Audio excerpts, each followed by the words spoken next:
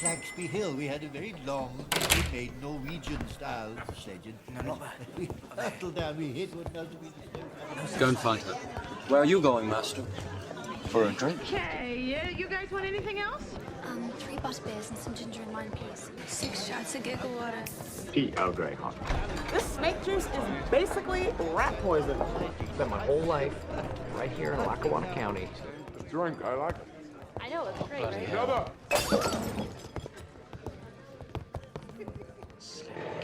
All right, gentlemen, welcome back. This round is on me, and if you have found yourself one booth down, a doctor, a lawyer, and a professor have all walked into a bar, and we are episode 2, I should say. The release schedule kind of makes the whole weekly thing a little wonky. We are episode 2 in Magic Month, and this month the entire theme is the Prisoner of Azkaban, and so we do have a fun twist on a game that's a favorite around here coming up later.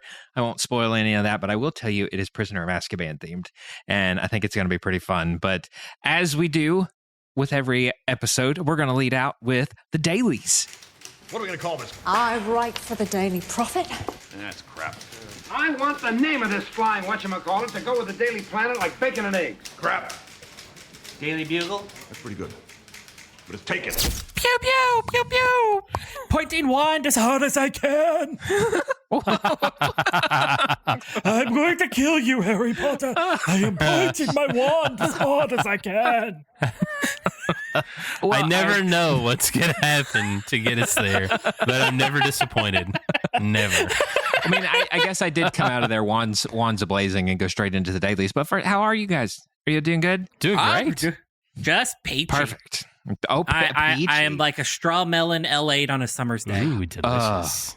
And I did not expect for it to be as magical and transcendent as it was. It is very good. Have you all had it? Cody, you've had it. I've had it. Have you had it, Dallas? Oh, yeah. How they managed to get it feels like fresh strawberries and fresh watermelon that you are then chasing down with an L8, and I don't know how they bottled all of that. It's like how I described Blackberry L8. When I drank Blackberry L8, my description of was it tastes like the feeling you have picking blackberries with your mamaw. Oh, you're not wrong. Yeah. Like just a lot of I wouldn't call them suppressed memories, but a lot of maybe neglected memories, not very reminiscent memories, just came surging back with my first. We'll call it reawoke some memories. Yes. There you go. Yeah. Yes. And I just like the straw melon. I'm just like, I mean, this has to be witchcraft. That's what it is. Like, they have a bunch of old grandmas locked up in a room, and they're just. Like they're making them sweat, and they're putting it in a little bottle. Like, get them essences in this bottle. And then if you boil it down enough and evaporate all the liquid, that's where the little strawberry candies, where no one knows where they come from. That's what it is. I have to ask: will there ever reach a point in my life where I start eating Werthers? Like, is there a level of old man I have to get to eat Werthers? You're not there yet, right? No. I am apparently still baby-faced. Slowly removes cardigan. I was going to say, Willie looks like he's dressed. Kicks to just have him in his pockets. Well, speaking of conspiracy theories, welcome to the dailies. These are... There's nothing to do with conspiracy theories. These are current events, releases, and obsessions that are actively feeding our fandoms as we speak. Yeah. Dallas, what have you got? All right. So I've been playing a game called Dark and Darker that I stumbled upon. It's a PC game. There's also a mobile game. Actually, and Dallas, your PC is off. It's just a black screen. Is it really? Like you just... Yeah, it's just a black. Can you? I thought I was having a technical issue for a second. So it's a game where you have to get documents done really fast as your screen slowly dims and turns off. That's not a game. That's being a lawyer. So you stumbled upon it, then you picked it up off of the sidewalk you were walking on. You took it home, and I did, and you played it. Yeah, and it's free. it's a free-to-play game, and usually free-to-play games are like a mixed bag of like, this is going to be, like hot garbage, or like, this is going to be great, but it's not really. It's free to like turn it on, and then it's like, would you like to pay $1 million for this game? Right. But this one is legit. Are you ready for it? You ready for it? Ready. The new tab illumination as I dive into the World Wide Web. But it's really good, and it is really hard. Like, it is really hard. I don't know if I'm just getting old and worse at games, or if it's just that tough. But, like, I dropped in. So the premise of the game, they call it hardcore fantasy. So it's like sword, shield, magic, and you get dropped into a dungeon, and you, like, find treasure, fight trolly goblin things, and skeletons, but there's also other players there that you may or may not, like, you don't have no clue if they're there or not, and their goal is to do the same thing that you're doing and eventually get out.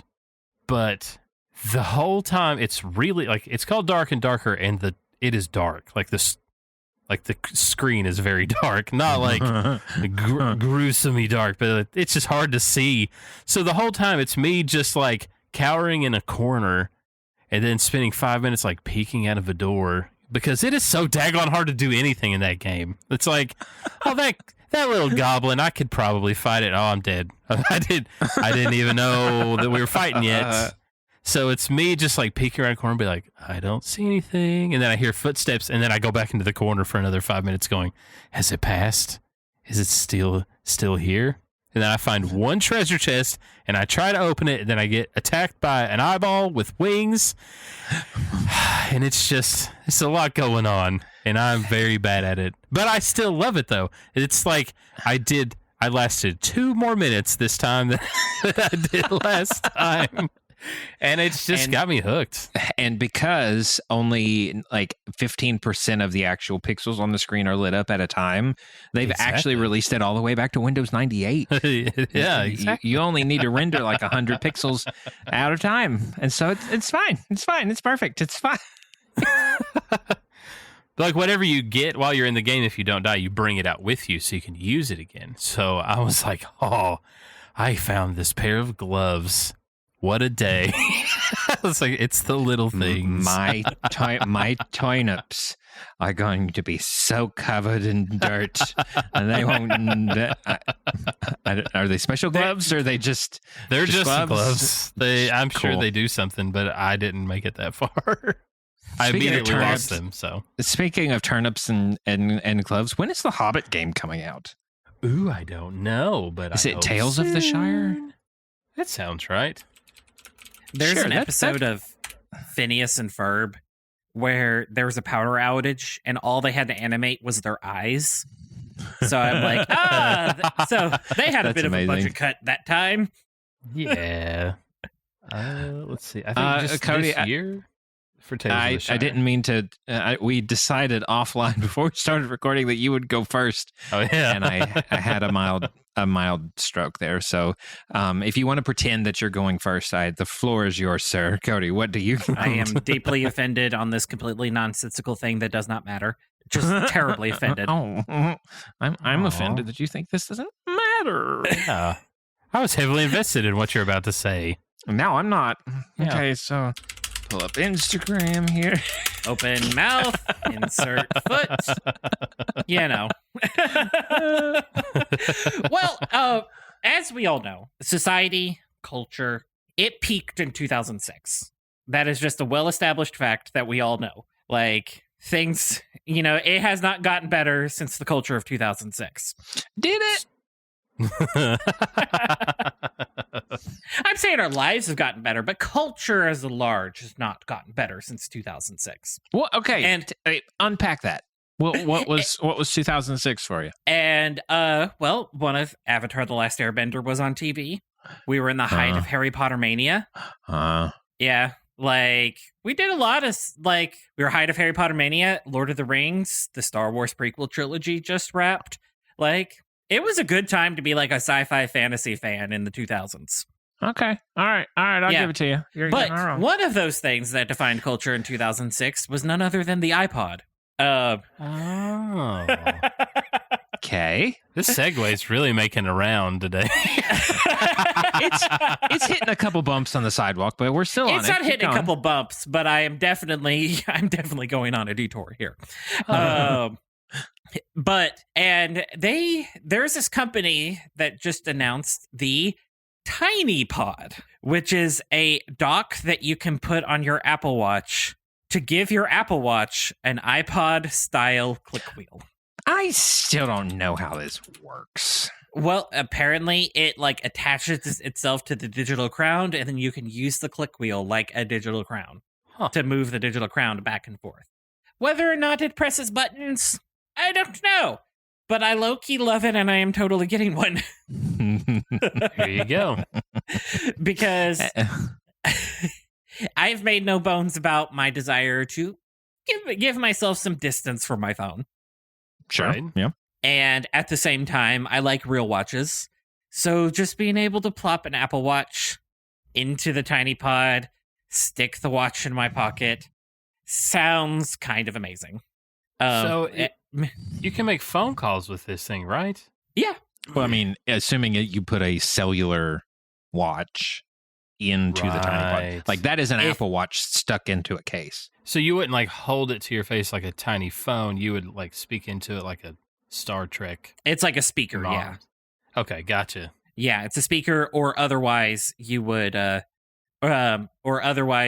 use headphones. Right. If you want a private call. It's small enough you could probably just put it in your mouth.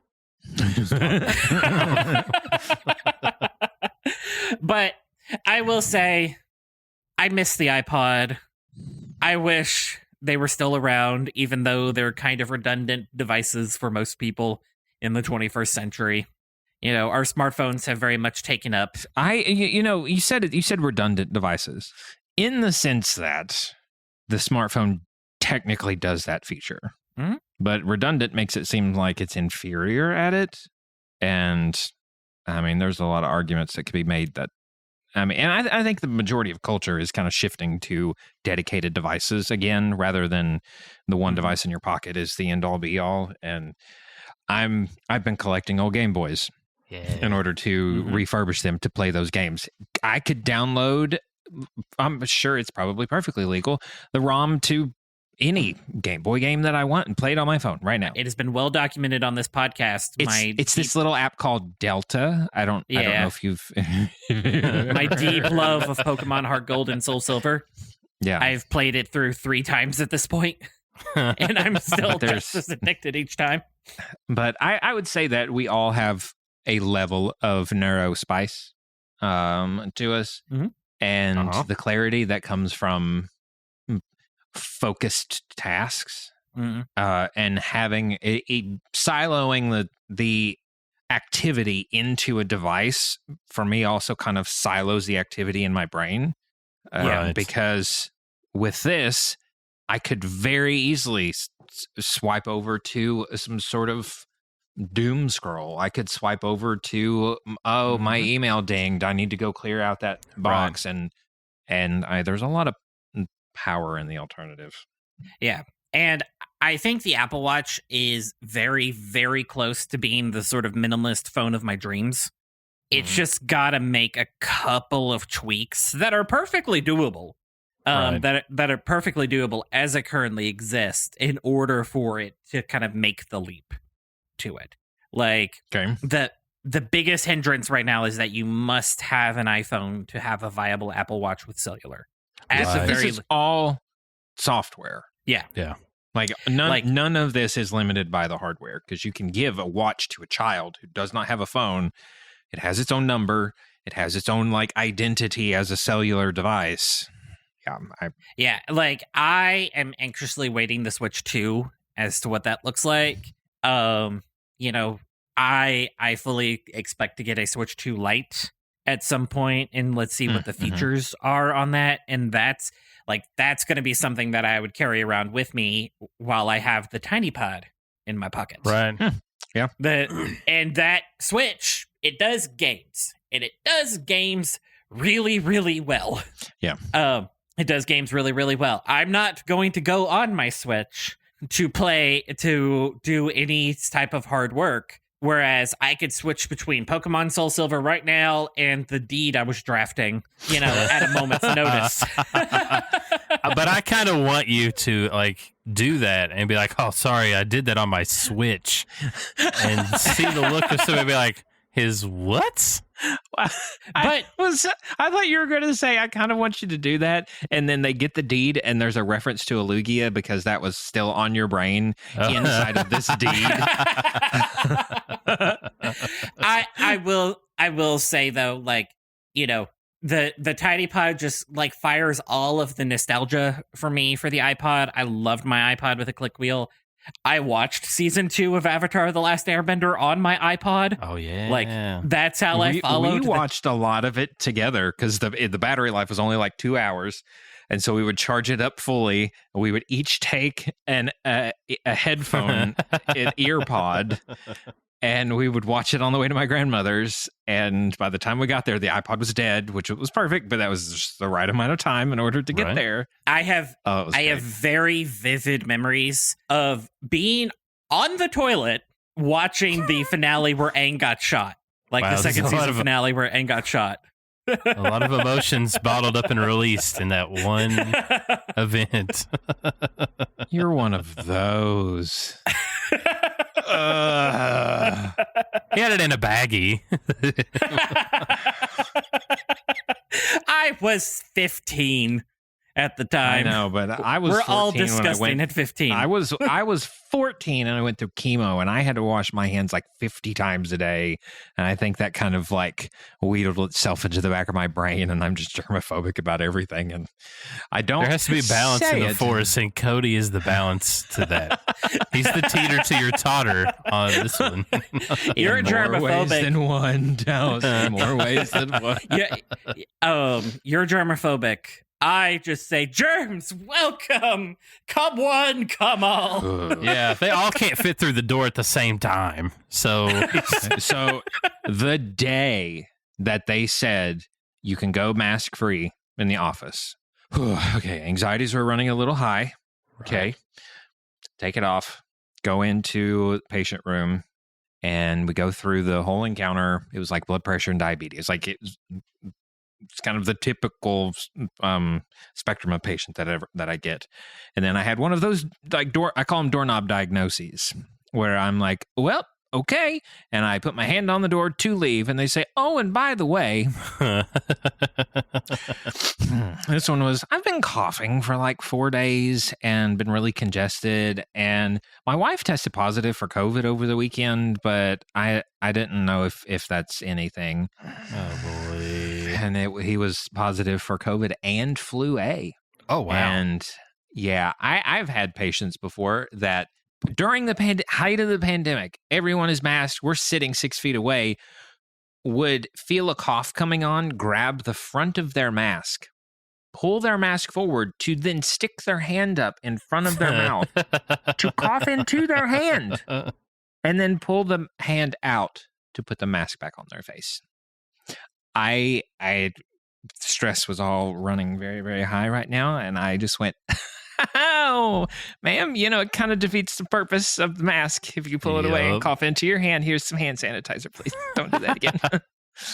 Now, I did during the whole, we all wore masks and stuff, never had as much panic confusion as whenever I had to sneeze. And I was like, can I just free sneeze into this and not? It's if you have to, if you go to the ocean and you're like, I'm going to pee in the ocean. And you're like, do I just stand here? What do I do with my hands? Do I sneeze? Do I still sneeze into my arm with a mask on? What do I do? I just look this person, just I don't stop talking and just, and they just keep going? Years of muscle memory, I would still. What were we saying about neurospicy?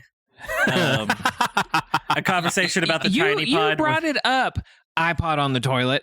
Okay, this is your fault. Well, speaking of something that has nothing to do with any of that, I didn't bring it up last time, but I saved it for this time because it's Magic Month. But on July 31st, which is when we released our teaser for Magic Month, Universal Orlando put out their first official teaser trailer video for the Wizarding World of Harry Potter Ministry of Magic. Yeah. This is the third in the trilogy of theme parks set in the Wizarding World that is coming to Universal Studios' Epic Universe. And it looks insane.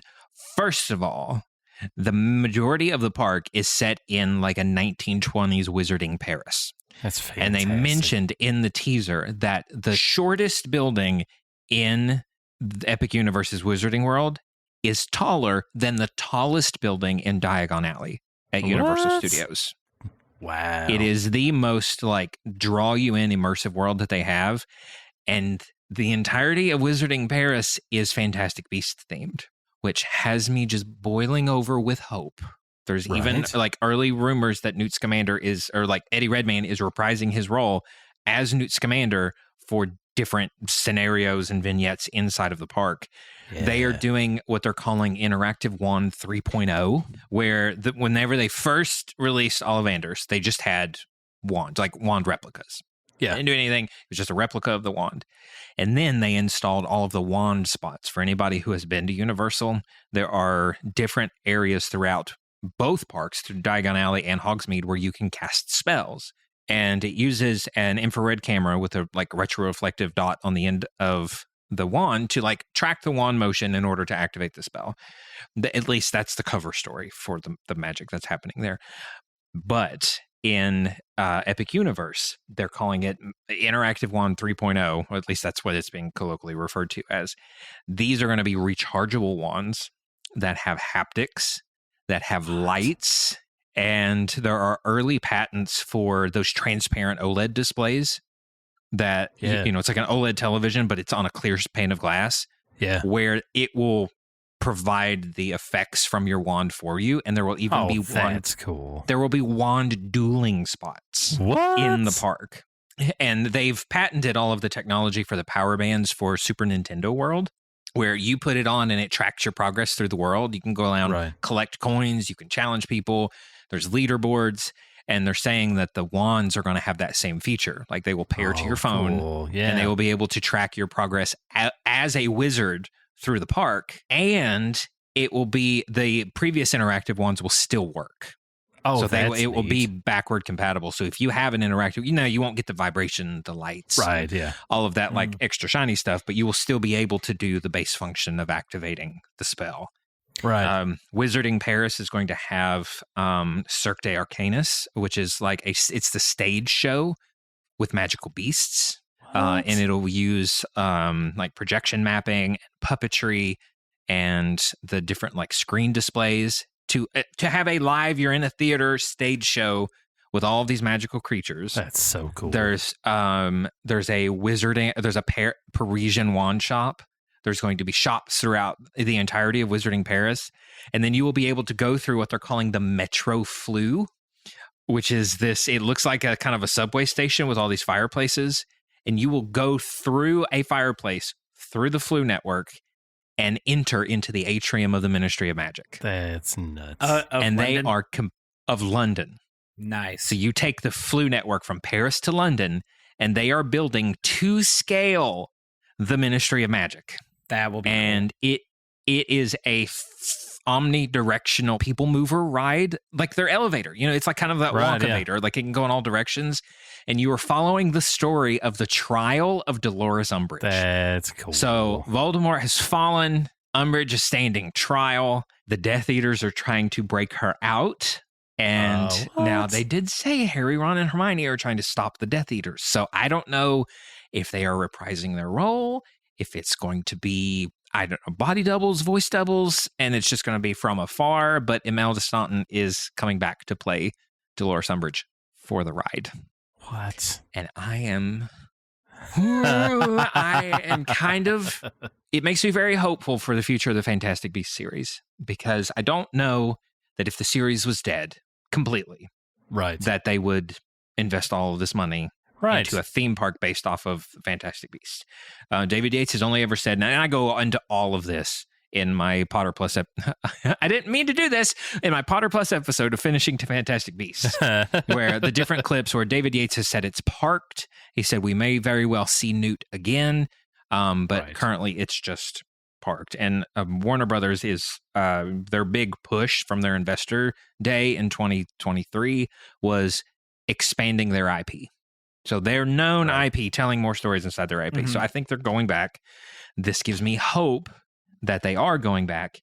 And I can't wait because Epic Universe opens next summer. And Jenny is Mario and Peach obsessed. Right now. Mario Kart obsessed. And so there's an entire theme park based off of Mario where she'll be able to ride Yoshi's on the little kid coaster. She'll be able to ride in a cart in a game of Mario Kart with augmented reality where the characters in the game is all playing around her.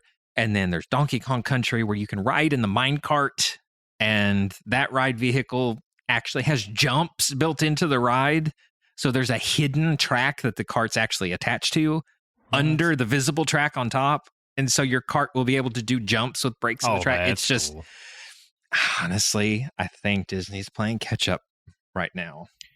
And I think right now with Disney, it's like the Warner Brothers investing in the IP. You know, I think Disney, they're doing a slew of sequels right now because they have to rebuild the cachet of you need to go to the movie theaters to see a Disney movie. So let's bring some known quantities, your Moanas, your Zootopias, your Frozen 24s. Apparently Frozen 3 and 4 are in the works. And I think, known quantities get things back in the theaters. But as far as the parks are concerned, they overcomplicate. I've mentioned this before. They overcomplicated Galaxy's Edge. Yeah. They got a little bit too much in their heads. And I think one of the strengths of Harry Potter World is the fact that you're in Diagon Alley, that you're in Hogsmeade. Though I wish there was less snow on the roofs in Hogsmeade. That kind of takes me out of it. 95 degree Florida heat, and there's snow on the roofs. It's magic snow. Of course.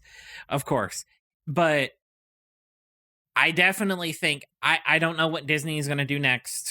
Right now, they're kind of in the rebuilding phase, but this sounds exciting. I'm more interested in the Ministry of Magic, Trial of Dolores Umbridge, more so than I am the Paris one, because Crimes of Grindelwald it was definitely very Attack of the Clones-y in terms of the J.K. Rowling prequels that she was doing for people. If I had to dang any of the prequels, it would be Attack of the Clones. But I think that I think that this is a positive step forward. The Ministry of Magic ride, I think, will inject new life, and it's going to be interesting to see what goes forward, especially with the TV show. I know, and that's if you want to go into more about the upcoming Harry Potter television show, I have my own podcast. It's Potter Plus, and that the magic word. Geared. It is geared toward the TV show, speculating, giving you some news about the show coming up. But I'm also interviewing other creators, and I've got some fun interviews lined up. So we'll talk more about that over there. Come join it. It's a lot of fun, but we've got to get to this game. So we're going to cut to a break, and when we come back, we've got a special Prisoner of Azkaban themed game for you that might be a little familiar, but we're putting a little Magic Month twist on it. So we'll be right back. I'm gonna go as fast as I can so I don't miss anything. Excuse me, may I go to the bathroom first? I gotta go to work. We'll return after these messages.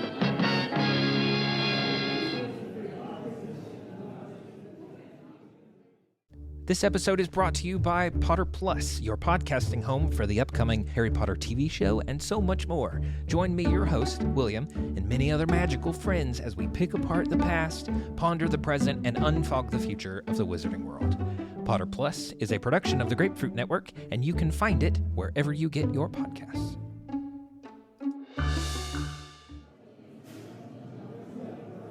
Oh, shoot, did I miss the halftime show? Gosh dang it, who'd they have? What are you doing in here? You're in here. I pay for that privilege.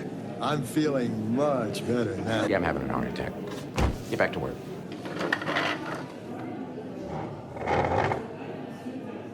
And we're back. So today we are going to play 6 Degrees.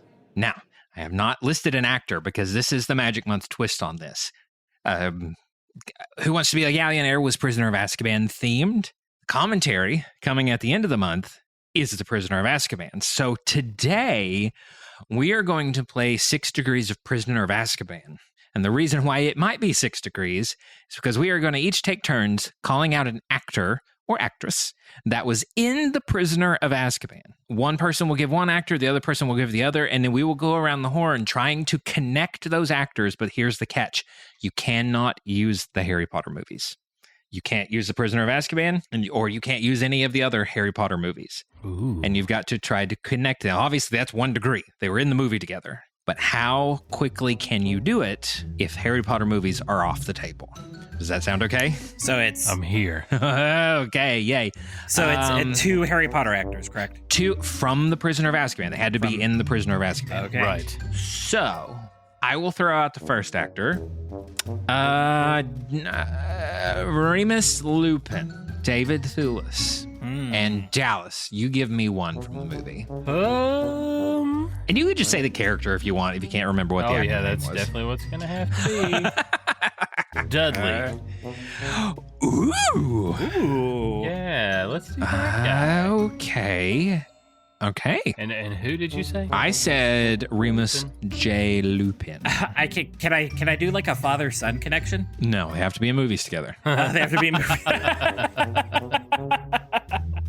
Like, what if this is one character's dad? Then it connects one actor's dad. If they were in a movie together, then fine. But okay, I think I have it. Wait. Oh, we can't circle back to Harry Potter. Oh, no. Shoot. No. Quick, Dallas, was there any Harry Potter actors in Ted Lasso? You're asking the wrong person. I don't think so, but they're all British, so maybe. I don't know. Are you ready? This may go horribly wrong. So Harry Melling, which sounds kind of like Harry Mellon, it's not his fault, was in The Ballad of Buster Scruggs with Tim Blake Nelson, who was in Oh Brother Where Art Thou with George Clooney, who was in something over here. There it is. Was in If. Was Henry Cavill in If? Or did I just mess this up? No, Jon Stewart. Jon Stewart was in Batman vs. Superman with Henry Cavill. And Henry Cavill was in Justice League with David Thewlis. Did you just get it? Yeah, but it took a long time. That was a really long one. How many bounces was that? Was that like 6? I feel like I took the long train around on that one. I need yarn. Did that work?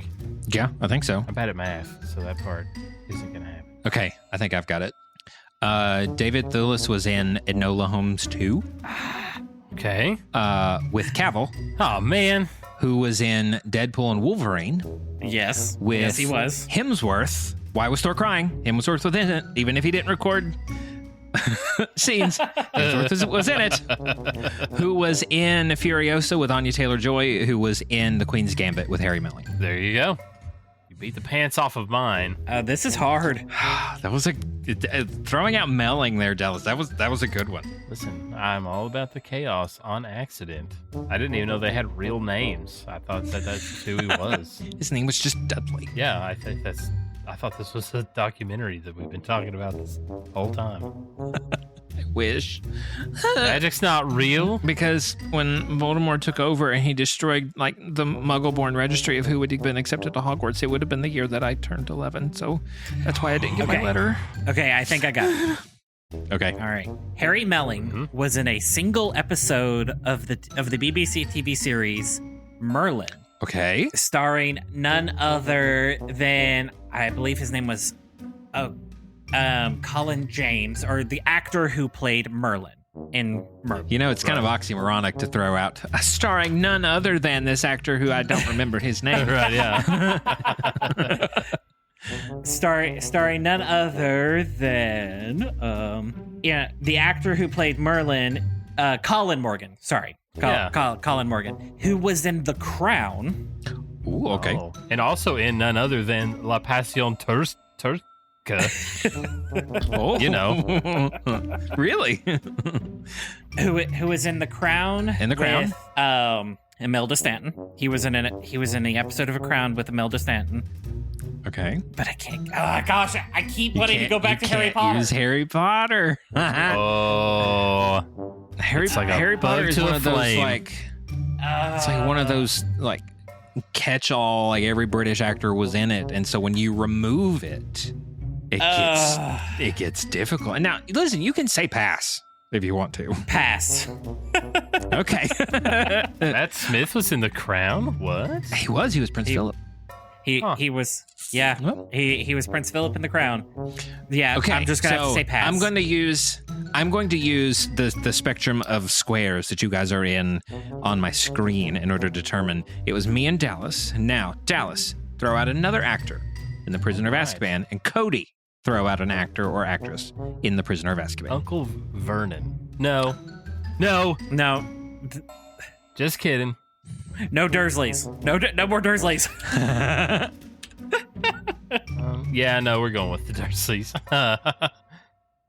Yeah, Uncle Vernon. Oh my goodness. Okay, so Richard Griffith's Uncle Vernon. 2, Gary Oldman. Gary Oldman. Oh, to Gary Oldman. Okay. Voldemort's not in Azkaban, is he? No. Which is why I think it's one of my favorites. I need to check something about the old man. So, Churchill, well, I guess the movie would be The Darkest Hour, stars Gary Oldman and James Potter. Really? Adrian Rollins, who played James Potter in the Harry Potter series, is in The Darkest Hour with Gary Oldman.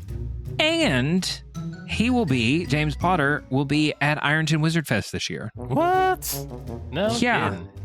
He's one of the announced Harry Potter actors that's going to be there. Well, that went faster than I thought.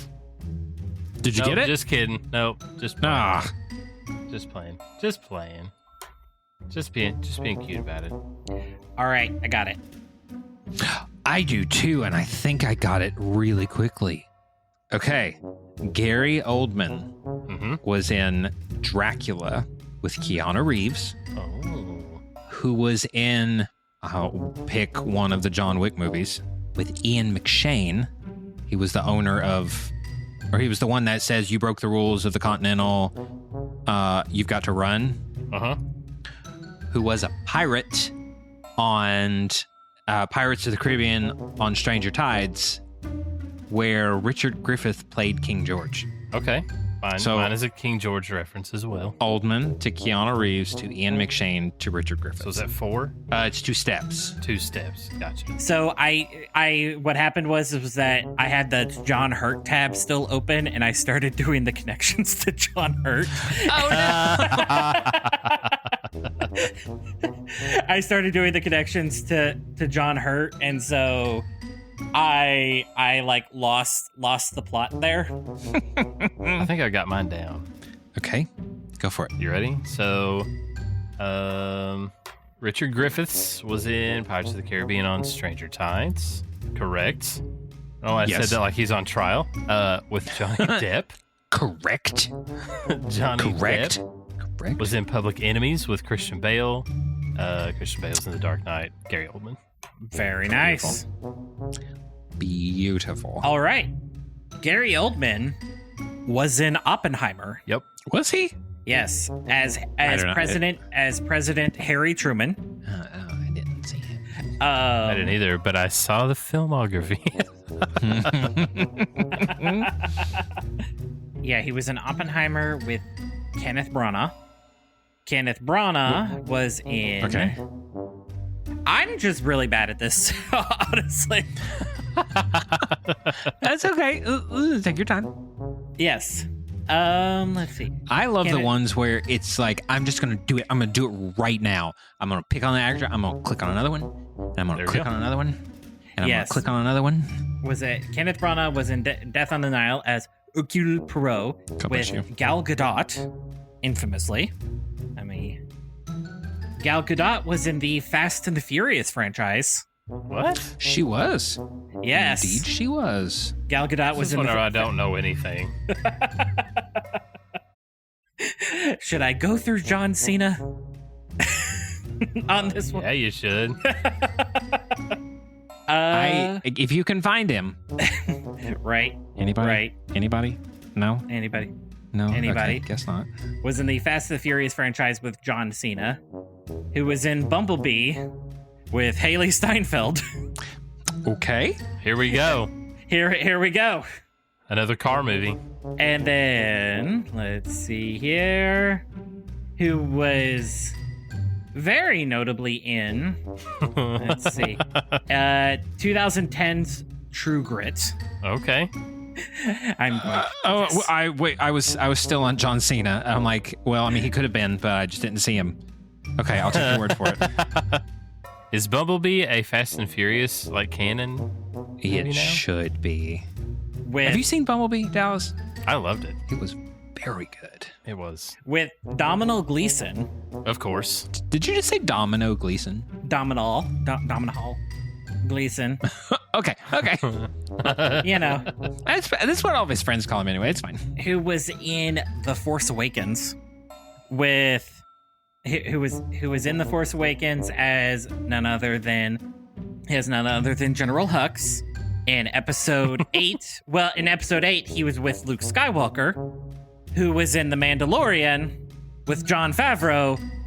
Jon Favreau was with Zooey Deschanel into Elf into Hitchhiker's Guide to the Galaxy, Richard Griffiths.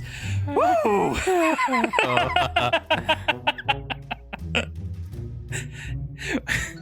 Well, let's just get this over with.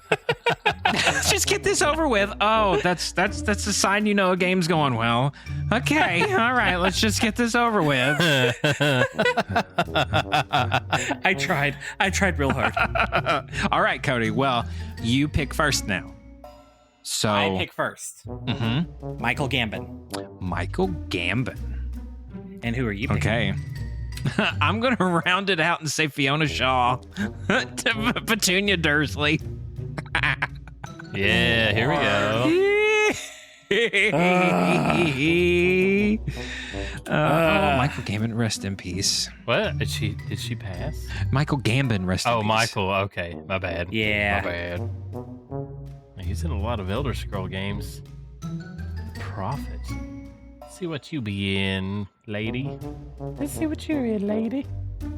She was in If, which I love that movie. Have you seen that movie? I haven't seen it yet. Oh, that made me sad. It made me sad in my belly. Like, good sad? Both kinds. Uh-huh. Yeah, both sides of the sad coin for me. But Fiona Shaw hasn't had my career has intersected with other than the Harry Potter movies, the wide swath of... Right. I also want to say that she was in one of Kristen's all-time favorite movies. She was in the Super Mario Brothers movies from '93. Yes. Classics. I also want to say that she was in... It was a movie called Undercover Blues. Yes. Kathleen Turner and Dennis Quaid. Stanley Tucci played a spy called Muerte. It means death. It's just the best. Oh no, I connected it back to Fiona Shaw. Yeah, that's what I keep doing. I keep looping myself into this cat. Fiona Shaw was in If with Richard Jenkins, who played the school teacher who was in Undercover Blues with Fiona Shaw. That didn't work very well. Sorry, Cody, I didn't expect this to take this long. Okay, I think I've got it. Okay. So, Michael Gambon was in Paddington 2. Okay. With Hugh Grant, who was in Dungeons & Dragons, Honor Among Thieves. With Bradley Cooper, who was in If with Fiona Shaw. Oh, my goodness. Beautiful. And Bradley Cooper's cameo in that movie, it sucks me out of the movie so quickly, but also makes me love it so incredibly much.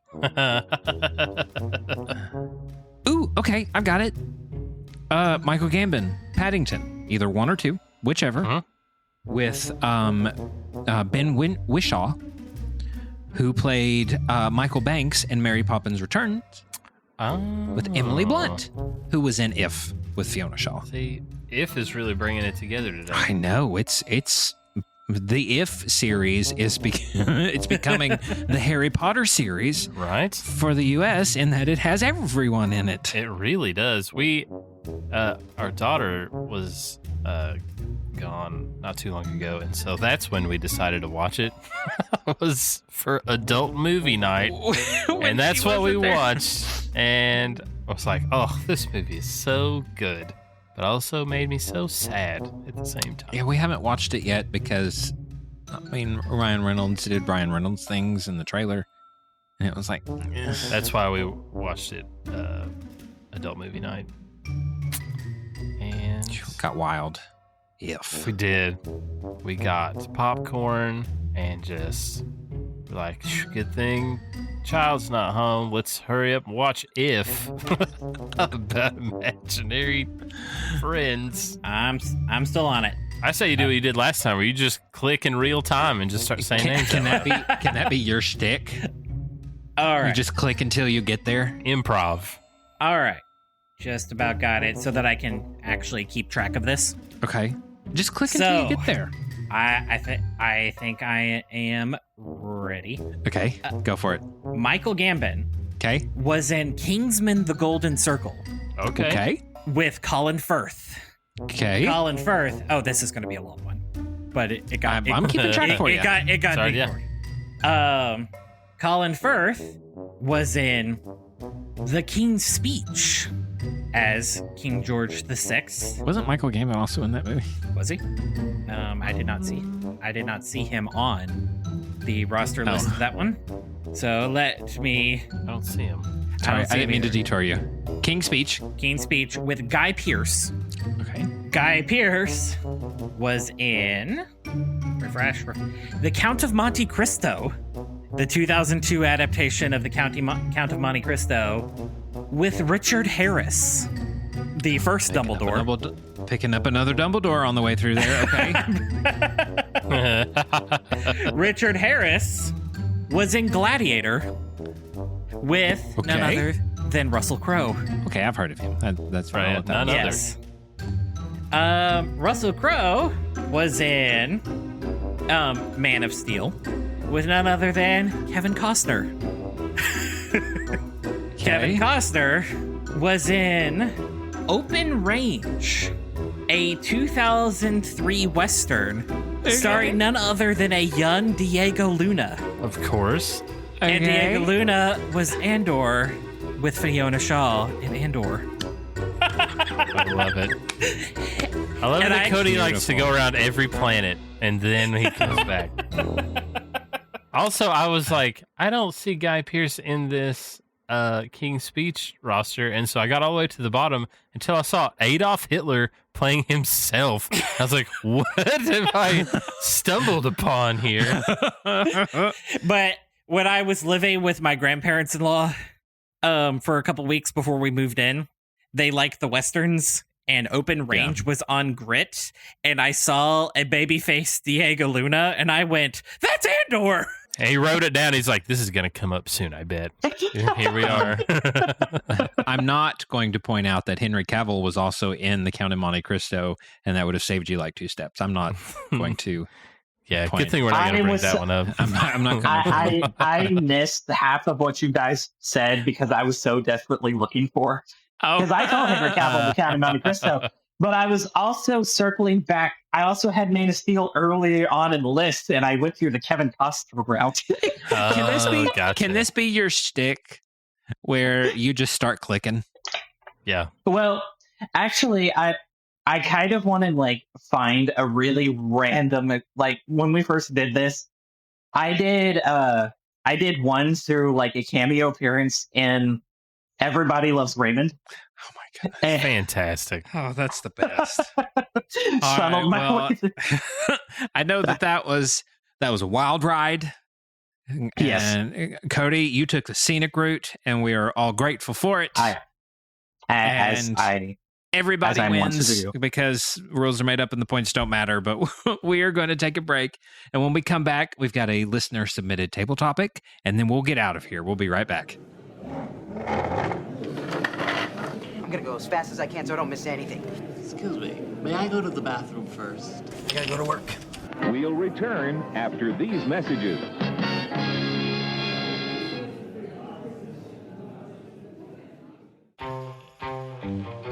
This episode is brought to you by the Big Red Button Podcast. Do you know what you'd do in a nuclear apocalypse? Because we sure as quack don't. See how our choices get us into trouble and back out again in this actual play podcast. Big Red Button is for lovers of the Fallout franchise, choose your own adventures, and tabletop role-playing games rolled into one big audio drama. Our band of stragglers is unraveling a mystery in the wasteland, and we're at the mercy of the roll of the dice. So grab your Geiger counters, take your rat away, and subscribe to our new show, The Big Red Button.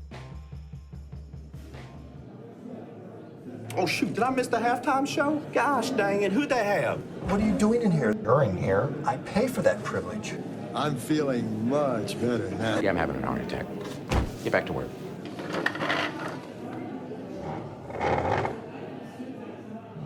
All right, guys, we're back, and tonight's table topic actually comes from Andrea Steele, and she says, hang on, let me pull up her exact message. Before we started recording, I asked the guys if they've ever been asked a question that they had such a visceral response to that they immediately knew the answer and were surprised at how forcefully they answered the question. The example I gave was, or what subject was the blue folder whenever you were in school? And Dallas and I both went math, obviously. And then thought, wait, what? Why is blue a math color? Why did I know that? Why did I not doubt my answer? And I just threw it out there. So this Why did you all share that answer? Right. Who knows? Maybe we had the same math teacher. We are going to answer okay, so tonight's question is, what is the best flavor of Cheez-Its? The duos, the Baby Swiss and Parmesan duos together are phenomenal. Not Parmesan, it's like the cheddar Jack duos that you can get at a gas station. I can throw down with those. Okay. I know what you're talking about. Okay, Dallas, what are the best? I think regular or my jam. No? Extra toasty. I've never had extra toasty. See, the only other kind I've ever had is the kind Cody's talking about, and I can slam a box of those. Like, also, there's no size of Cheez-Its that's bigger than one single serving. I don't care how big that box is. It's getting one serving is all it is. Now, I will say the Cheez-Its trail mix is phenomenal. I will say they no longer make these, but I preferred them over Cheez-Its. Cheese Nips. No, that's not. No, or you're not going to detour. Flavor. More cheese flavor? Oh, 4 cheese flavor. You could see the powder of the cheese just fuming out of the bag when you open it. That is not the question. Why don't they make that like Cheez-Its, but with like Cheetos powder on the outside of them? I've never had an extra toasty Cheez-It in my life. Do you know where these came from? There was almost like a cult following of people who would get a regular box of Cheez-Its, and they would get one that like went through the oven twice. Oh. And it would be extra toasty. And it gained so much popularity of people saying, when you get that Cheeto that was baked twice, the extra toasty Cheetos, that the Cheetos company released extra toasty Cheetos. They're just like, don't even worry about quality control. Just crank a daylights out of that oven. Send it. Just pick the extra toasty ones out and put them in a box by themselves. This is like, oops, all berries. No. No, you gotta get some baby Swiss in there. Baby Swiss. I do know what he's talking about. They are very good. I do love those. This is like the creme brulee Cheez-Its. I've never even had those. You get I'm that sorry. I like my complexity. Cheez-Its to taste cheesy, not burnt. You get that. It's not burnt. It's toasted. And it's caramelized. It's just like it's walked right up to that line of burnt, but it doesn't cross it. Do you, when you eat a Cheez-It, do you like try to break it in half in your mouth? Like this way? Doesn't everybody do that? I'm assuming. I'm assuming And you you get- put and you try to break it in half. Long ways. And you get 10 points for Hufflepuff when you do it. Like you award yourself points. Yes. Whenever you do it. It's a game. Yes. I'm glad I'm not the only one. I've never consciously I did it. 100% do that. I've never consciously did it. I just trustful of Cheez-Its into my mouth, and I am Now I do that. The only limiter for how many Cheez-Its go in my mouth is how big the package is for like my hand to go in and get a bunch. If it's like a gas station size, I'm not going to eat as many because it's just physically smaller.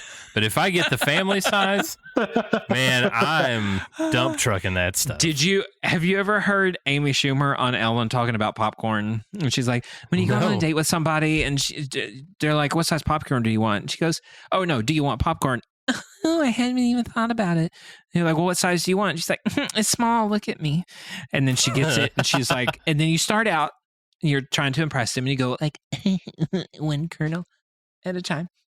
And then you get a little more real and you get 2 kernels. And then eventually it's a handful and you're like, ah! Like I bust my lip trying to put one more kernel. Like is that your Cheez-Its experience? Yeah.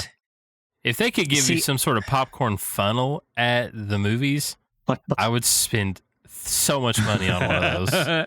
Do you ever scoop a handful of Cheez-Its out and you find the ones that have the most salt on them and you eat the ones that don't first and you save those for last because they're infinitely better? Yes. 1,000%. Why is this a universal thing or is this just we're all on the same frequency? Are you all sociopaths? Like, I just like Cheez-Its. If you eat enough Cheez-Its, you got to start shaking it up a little bit. If you don't have a strong that's when you go extra cheesy. Listen, if you don't have a strong opinion and you don't voice that strong opinion loudly, that's where extra toasty Cheez-Its come from. Strong opinions about Cheez-Its that are voiced loudly and thrown out into the internet. I base my voting practices on Cheez-Its alone. That's it. Now, Cheez-Its also makes a very good combination snack with other chips. So, like, Cheez-Its and Sun Chips, Cheez-Its and Doritos. Are you doing this? Are you mixing these up? I am mixing these up, and they're wonderful. Okay, I want you to do a thing. So, I think this is regional, right? Grippos are regional, right? Yeah. I want you to mix those, and I want you to report back to me how that tastes. I've never. Now, it's usually a cheese-based consumption here. Like, I'm not doing the fire potato chips of Grippos. Like, the fire barbecue chips of Grippos. Cody, I want you to take a gallon-sized bag and fill it with Cheez-Its and then Cheez Whiz and then just shake it up. And I want you to tell me how that goes. Honestly, that sounds actually fairly good. Right? And then I want you to just Winnie the Pooh it and just be like, Cheez-Its. And then just... Cody, the last time you came and stayed with me, we went to the grocery store and you got the extra cheesy Cheez-Its. You brought them to my house and you ate like a handful of them and left them. They weren't fit to eat. They made a mess everywhere. Oh, and they're powdery. Just like Cody wants it to be on your fingers, and then you get an extra Cheez-It off of your fingers at the end. Exactly. I know exactly what he's saying. Me and Cody don't wash our hands, so it's a bonus snack at the end. Well, Andrea, I don't know what you expected from that question. Cheddar Chex Mix, Cheese Nips, Doritos, Cheddar Sun Chips. I like Stop cheese. it. No, I'm going to mute him. This is my Winter Soldier activation code. It's all cheese based.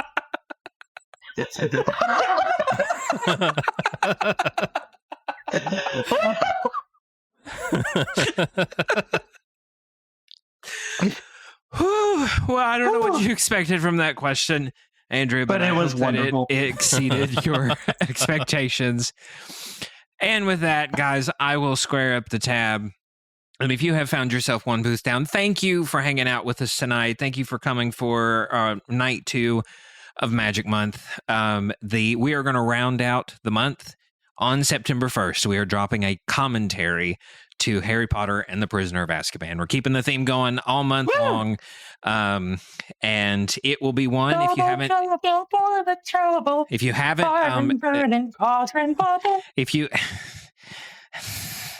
if you haven't experienced our previous commentaries, it will be one where you can pop us in one ear and watch the movie. We'll sync up the time and we can hang out while you watch The Prisoner of Azkaban. And apparently you all like it because our commentary episodes are some of our highest performing episodes of all time. So we're going to bring you The Prisoner of Azkaban, and that's going to be releasing on Back to Hogwarts Day. We're all going to collectively go back to Hogwarts together.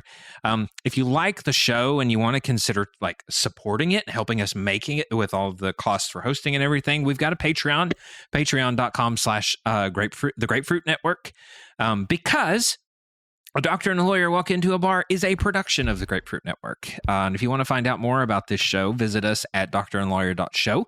And if you want to find out more about the other shows inside of our network, visit us at thegrapefruitnetwork.com. I have already mentioned Potter Plus a couple of times because I'm really proud of it. I've had some fun interviews. We've deep dived into Harry Potter theory. So if you like the chaos here and you want that funneled towards Harry Potter, join me over there. But we also have The Big Red Button, which is our actual play, role play podcast set in the Fallout universe. We left you on a delightful cliffhanger at the last one. That's going to be coming back soon, and we're having a lot of fun over there. But with that, guys, I'm going to head out of here.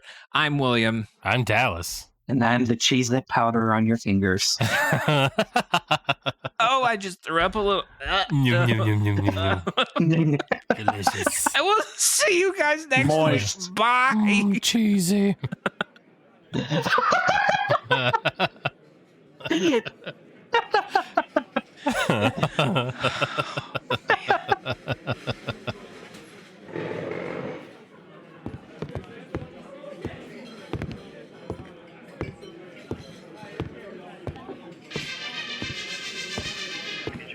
Are you kidding? I'm working. All right, I'll be right there.